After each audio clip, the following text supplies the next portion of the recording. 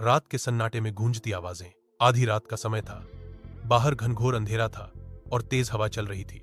पेड़ पौधे ऐसे हिल रहे थे मानो कोई अदृश्य शक्ति उन्हें झकझोर रही हो। मैं अपने कमरे में बैठा था और खिड़की से बाहर देख रहा था। अचानक मुझे लगा जैसे कोई मेरा नाम पुकार रहा है। आवाज बहुत धीमी थी लेकिन साफ थी। आकाश, आकाश। मैंने चारों तरफ देखा। कमरा खाली था। मेरे अलावा कोई नहीं था। मुझे लगा शायद मेरा वहम होगा। मैंने वापस खिड़की से बाहर देखा। तभी वह आवाज फिर आई, इस बार थोड़ी और तेज। आकाश, यहां आओ। मेरी रीढ़ में सिहरन दौड़ गई। यह आवाज जानी पहचानी लग रही थी, लेकिन मुझे याद नहीं आ रहा था कि किसकी है। मैंने हिम्मत जुटाई और दरवाजा खोलकर बाहर हॉल में देखा।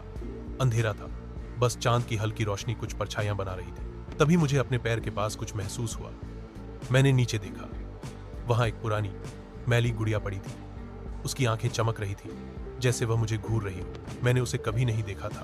तभी गुड़िया का मुंह खुला और एक भयानक फुसफुसाहट सुनाई दी, तुम अकेले नहीं हो आकाश। मैं डर के मारे चिल्लाया और पीछे हट गया।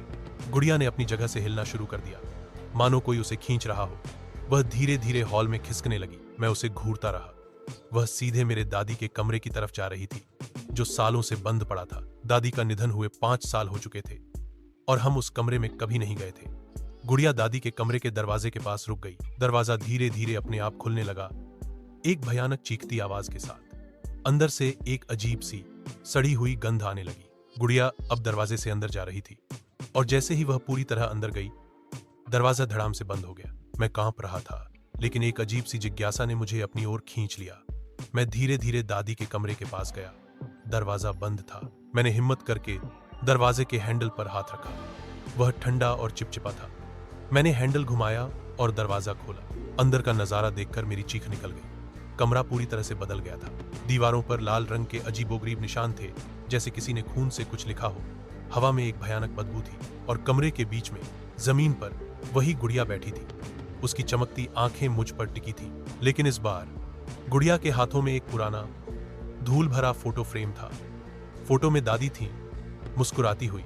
तभी गुड़िया ने धीरे से फ्रेम को उठाया और उसे मेरी तरफ दिखाया। फोटो में दादी की मुस्कुराती हुई तस्वीर धीरे धीरे फीकी पड़ने लगी और उनकी जगह एक भयानक काली आकृति उभरने लगी, जिसकी आंखें लाल थीं और मुंह खुला हुआ था, मानो वह चीख रहा हो। और फिर दादी के कमरे से एक ठंडी कांपती हुई आवाज आई, ठीक वैसी ही जैसी मैंने शुरुआत में सुनी थी, लेकिन इस बार वह आवाज कमरे के कोने से आ रही थी, जहां दादी का बिस्तर था।